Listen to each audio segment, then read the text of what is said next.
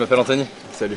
Salut, ça va? Ça va? Ouais, c'est cool. Tu sais pourquoi il y a autant de monde? Ah ouais, son dernier cours a eu un certain succès. Et t'en as pensé quoi? J'ai détesté. J'ai adoré. Ce prof est brillant. Un but de sa personne. Des techniques pédagogiques super originales. Je le trouve. Mystérieux. Louche et inutilement sévère.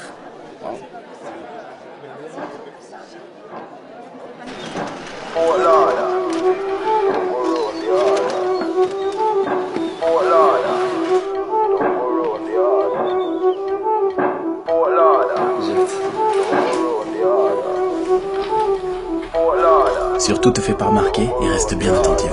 Pourquoi? Parce que c'est le meilleur. Vous êtes sûrement inscrit à ce cours en pensant y trouver la vérité absolue. Eh bien, je peux tout de suite vous dire que vous aviez raison. Just touched down another Je suis le professeur Guillaume Détalès et bienvenue dans mon cours de psychologie sociale. Comme on préfère l'appeler, comment sortir de la friendzone. C'est mon imagination ou le nombre de mes élèves a considérablement augmenté depuis la dernière fois. Bon, commençons. Je vous rappelle que la friendzone serait un endroit psychologique dans lequel on se retrouve piégé lorsque l'on ressent des sentiments amoureux envers quelqu'un qui n'a que des sentiments amicaux à notre égard. Qu'en avons donc conclu la dernière fois. Pourquoi? Car la seule friendzone qui existe est celle dans laquelle on se met seul en se comportant trop amicalement avec quelqu'un qui nous plaît. Et donc? Alors sortir de la friendzone consiste tout simplement à changer son comportement. Opter pour le comportement séducteur au dépend du comportement amical. En gros, ça dépend que de nous. Très bien, maintenant faites-vous plaisir et donnez-moi des signes. Des signes qui nous montrent que nous nous sommes probablement mis dans la friendzone. La voix au téléphone. La voix. Si on s'appelle le soir et je prends pas ma voix grave de m'être fatigué, c'est clairement la friendzone. Très bien.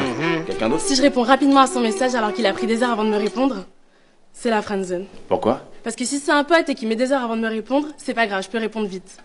Par contre, si c'est un flirt, faudrait pas qu'il croie que je guette ses messages. Plutôt qu'il le sache, c'est ça? Exactement.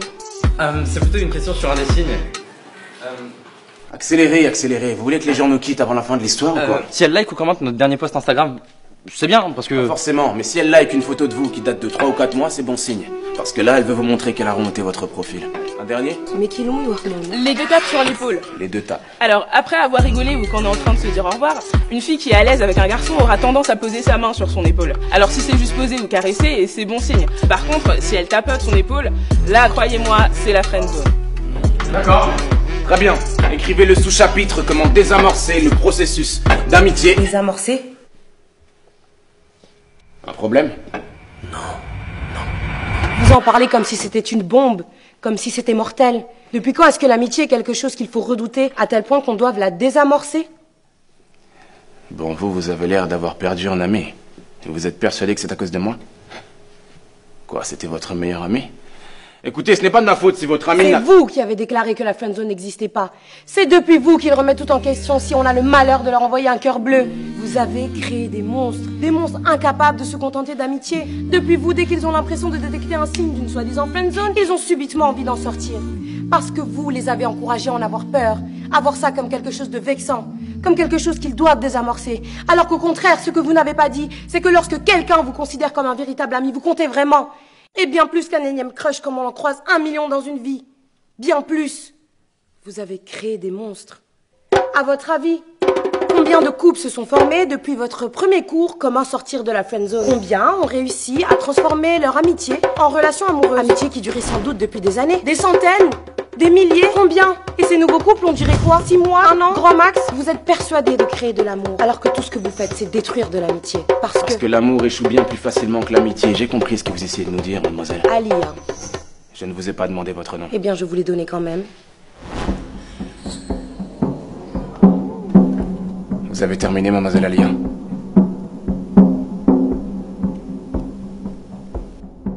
Reprenons. Vous avez créé des monstres.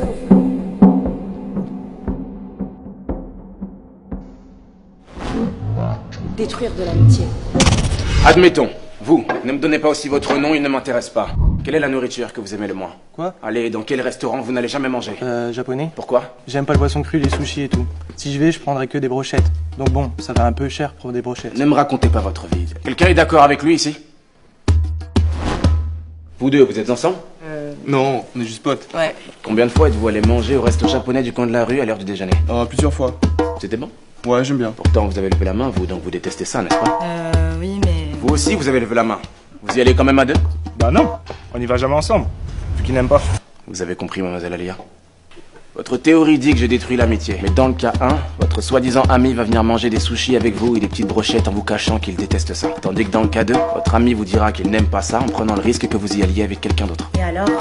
Dans le cas 1, c'est-à-dire dans le cas d'une friendzone, votre ami n'est pas lui-même. On fait tous des compromis en société. Là, il s'agit simplement de poisson cru. Mais jusqu'où ira votre ami friendzoné pour vous plaire, consciemment ou inconsciemment? Il calquera ses goûts sur les vôtres, cachera sa vision de la vie s'il a l'impression que vous en avez une opposée. Par exemple, il ne vous exposera pas son avis sur la peine de mort s'il a l'impression que vous êtes contre alors que lui est pour. Pourtant, c'est ce que devrait faire un ami, car un ami est juste lui-même et ne cherche pas à paraître comme le gendre idéal. S'il vous a avoué ses sentiments, comment pouvez-vous être sûr que vous étiez attaché à votre meilleur ami et pas plutôt au masque qu'il revêtait pour vous plaire? Si c'est ce genre d'amitié que j'ai détruit, y a pas mort d'homme. Reprenons. Nous allons donc voir comment désamorcer une amitié naissante en plusieurs étapes. Une amitié non voulue, une future friendzone. Vaut mieux tenter de la désamorcer ou y mettre fin plutôt que de faire semblant, n'est-ce pas? Je vous rappelle que la friendzone n'existe pas. D'ailleurs, quelqu'un ici saurait comment détruire une amitié sincère et réciproque? Pas une naissante, mais une sincère et réciproque.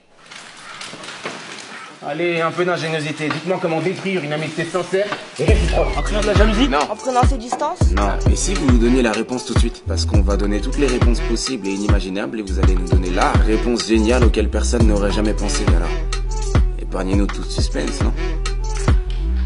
Le premier qui trouve la réponse à ce problème valide son semestre automatiquement. Instantanément. Quelle est la seule et unique façon de détruire une amitié sincère et réciproque? Comment on peut être sûr que vous avez la réponse? Peut-être que vous choisirez la meilleure réponse d'entre nous et vous direz que c'est celle que vous attendiez, alors que vous ne l'aviez même pas. D'accord. J'écris la réponse ici.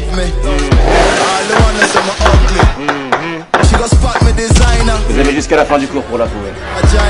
Avec vos histoires de sushi, vous vous rendez compte que vous dites presque que si l'ami n'est pas sincère, c'est de notre faute? Vous lâchez pas le morceau, vous. Mais c'est de la faute des théories comme les vôtres, en fait. Comment un ou une amie qu'on connaît depuis des années peut basculer de l'autre côté, subitement? Mais lui avez-vous dit clairement qu'il n'y aurait que de l'amitié et jamais autre chose entre vous? Non, mais... Alors il a le droit de tenter sa chance puisque la friendzone n'existe pas. Mais on n'a pas forcément besoin de le dire, en fait. Ça se voit dans l'attitude quand c'est amical et que ça ne peut rien être d'autre. N'importe qui le verrait, vous croyez? À part quelqu'un à qui vous avez monté la tête avec vos théories, n'importe qui serait capable de détecter une attitude purement amicale. On parie? Donnez-moi votre numéro de téléphone. Quoi? Vous voyez l'homme de ménage à l'extérieur de l'amphi? Il s'appelle Richard, il travaille dans cette université depuis un peu moins d'1 an et il est homosexuel. Allez lui parler, invitez-le à sortir comme manger ou ce que vous voulez. Invitez Richard mais purement amicalement comme vous dites. Vous prétendez que n'importe qui reconnaîtrait votre attitude amicale. Mais si Richard croit plutôt que vous lui faites des avances, alors il vous dira qu'il est homosexuel et qu'il n'est pas intéressé. Dans ce cas-là, je gagne le pari.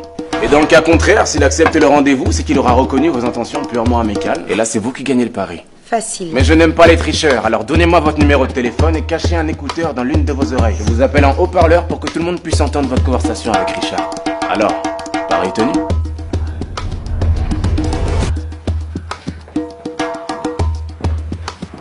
Salut. Salut. Je prends un peu l'air. Ce cours est super ennuyant. Oh, soyez un peu plus crédible. Je m'en va. Ouais. Vous avez déjà fait de la psychologie sociale? La conseillère d'orientation, ça compte. Vous sympathisez, là, vous trichez, proposez-lui. J'ai pas vraiment d'amis et j'ai personne avec qui aller manger. Donc, Wow. ça vous dit qu'on aille manger un truc ce soir? Ensemble? Ce soir? Ça vous dit? Ouais. Vous acceptez? Oui. Donc, vous acceptez de venir manger un truc avec moi ce soir? Ouais. Tu me plais bien, donc... Hein? Enfin, mais, Richard, vous êtes homosexuel. Homo quoi? Mais vous êtes un menteur! J'ai gagné. Mais vous m'avez dit qu'il était gay! Je ne vous avais pas fait croire qu'il était gay. J'aurais fait autrement! Oui, vous n'auriez pas été vous-même. Là, le croyant gay, vous n'aviez aucune crainte de lui plaire, alors vous avez eu une attitude amicale tout en étant vous-même. Mais il a quand même cru que vous lui faisiez des avances, parce que chacun sa sensibilité. J'ai gagné. Revenons en cours. Comment désamorcer une amitié naissante et non voulue? 1. Choisissez. Saisissez toutes les occasions de ne pas le ou la laisser choisir. Que ce soit le film que vous allez voir au cinéma ou la place où vous asseyez au resto. Imposez votre choix. Finalement, tu lui ressembles. Ok. à ce prof. Ah, tu lâches pas l'affaire comme lui. Mieux vaut l'agacer plutôt que d'être toujours d'accord avec lui ou elle. Mais fais gaffe à pas trop le pousser à bout. Parce que je pense pas que lui supporterait de réaliser qu'il a peut-être tort. Ne soyez pas trop visiblement à l'aise. Montrez de la timidité et de la réserve. On est trop à l'aise avec un ami, pas avec un amant. 4. Soyez plutôt distant que trop présent. Ignorez-le ou là pendant 2 jours et revenez comme une fleur le 3e. Laissez l'autre revenir vers vous. 5. Non. Yes, c'est la fille qui m'a friendzoné, monsieur. Non, ne répondez pas. Ne répondez pas! Allô? Oui, tu m'as demandé de t'appeler. Qu'est-ce que je dis? Il y a plein de choses que tu ne sais pas de moi. Écoute Charles, si c'est encore par rapport à ce dont on a parlé, je te répète pour la énième fois que je te considère comme un simple ami. Je suis désolée si t'as compris autre chose, mais... Tu n'as jamais été une amie pour moi. D'accord, tu me l'as dit 10 fois, j'ai compris, d'accord. Mais s'il te plaît, Charles, arrête. Tu m'appelles tous les jours, c'est bon, j'ai compris. Tu commences réellement à me faire peur, en fait. Lâche l'affaire, s'il te plaît. Allô? Alors c'est bon? Elle va me rappeler, c'est ça? C'est quoi la prochaine étape? Vous allez me sortir de la friendzone, monsieur? Hein? La friendzone n'existe pas? Asseyez-vous et fermez-la. Vous ouvrez encore la bouche sans que je vous ai donné l'autorisation et je vous mets à la porte à tout jamais. Vous avez compris? C'est vous. C'est depuis vous. Vous avez créé des monstres. Des monstres!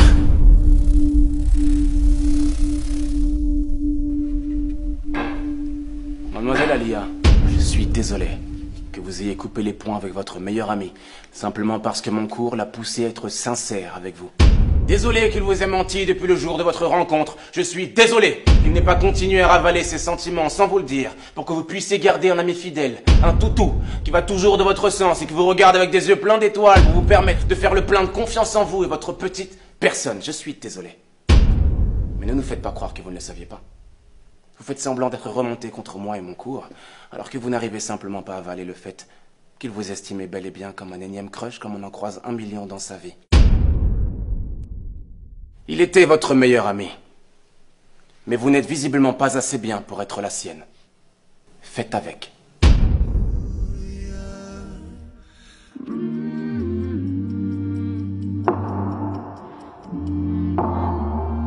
Je ne suis pas vraiment d'accord cette fois, monsieur.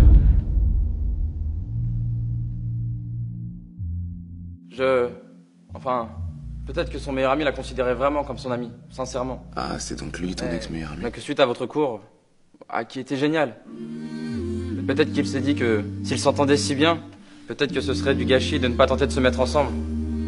Et puis, peut-être qu'à force d'y penser, il a fini par lui faire part de tout ça. Mais que ça a brisé quelque chose entre eux et qu'ils ont préféré s'éloigner. Mais de là à dire que l'amitié n'était pas sincère... Je vous avais dit que le prochain qui ouvrait la bouche dans mon cours sans mon autorisation serait mis à la porte, alors fichez-moi le camp. Je dis fichez-moi le camp! Vous croyez où là? J'ai une tête de psychogigale ou quoi? Vous croyez pouvoir venir dans mon cours, raconter vos sornettes, comme si j'étais un plateau télé? Et vous aussi, mademoiselle, vous créez des monstres. Sortez de mon cours et ne revenez jamais!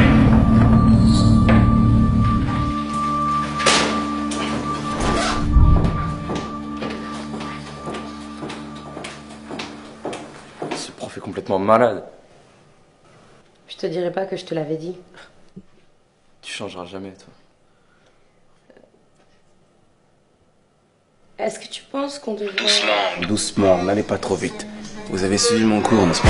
Et vous aussi, mademoiselle, vous créez des monstres. Sortez de mon cours! Désolé qu'il vous ait menti depuis le jour de votre rencontre, toutou. Mais vous n'êtes visiblement pas assez bien pour être la sienne. Je ne suis pas vraiment d'accord cette fois, monsieur. Trouvez-moi, c'était votre meilleur ami.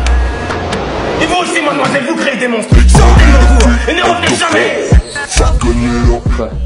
Non, rien. Vous savez alors comment désamorcer une amitié. Si vous voulez la réamorcer, faites l'inverse. Hein? Choisissez! Faites l'inverse, laissez-le choisir. Du moins, faites-lui croire que c'est lui qui choisit sa situation. Si tu m'avais dit ce que tu pensais comme tu l'as dit tout à l'heure, j'aurais peut-être mieux compris. Étape 2. Mieux vaut l'agacer que d'être toujours d'accord avec lui ou elle. Faites l'inverse. T'as raison. Soyez pas trop visiblement à l'aise, montrez de la timidité et de la réserve. Le contraire, détendez-vous. 4. Soyez plutôt distant que trop présent. Anthony? Ouais.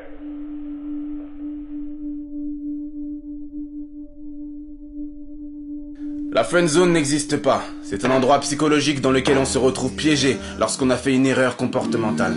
Ça arrive, ça se rectifie. Tu sais, on peut aller parler et manger à la pizzeria, là où on avait l'habitude d'aller.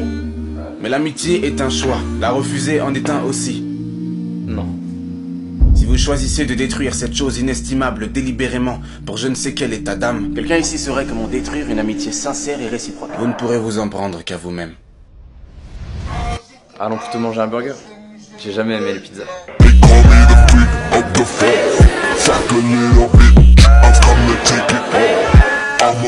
tapes sur l'épaule.